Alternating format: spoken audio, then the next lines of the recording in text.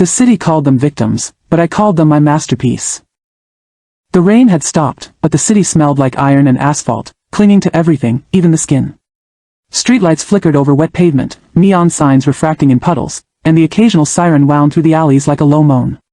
Detective Ethan Cross knelt beside the body, gloves tight around his hands. A woman, young, elegant, her hair splayed across the asphalt like dark water. One shoe missing, nails painted the faintest shade of blood. Her eyes stared blankly at the sky. Same as the others, muttered the officer behind him. Shallow cut beneath the left ear. Arranged. Almost ceremonial.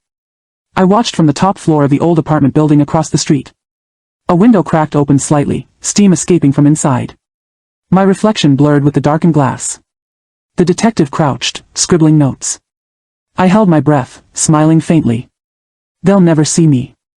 I lived alone, or close enough. The city below was a living, breathing thing.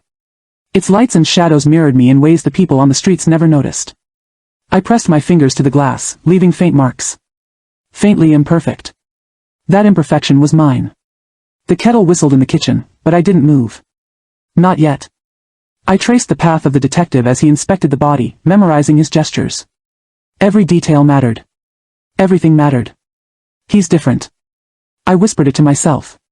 Detective Cross didn't know it yet, but he was reading my story without realizing it.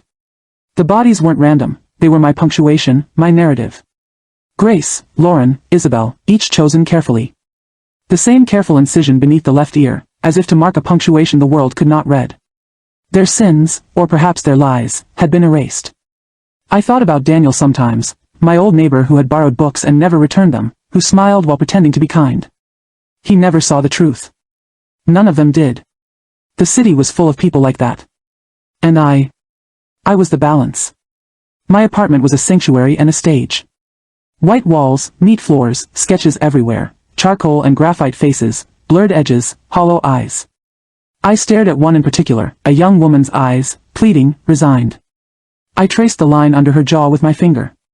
You didn't deserve to lie. I whispered to the empty room, to the city that never noticed me. The tap dripped. I began to hum softly, matching the rhythm of the drops. I like the sound of my own rhythm. It's honest. Detective Cross didn't know me yet.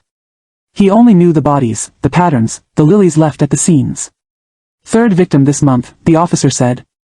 No clear connections, no motive, nothing. He hadn't seen the sketches I left, the faint marks on walls, the reflections in mirrors. He hadn't realized that I watched him more carefully than he watched anything else.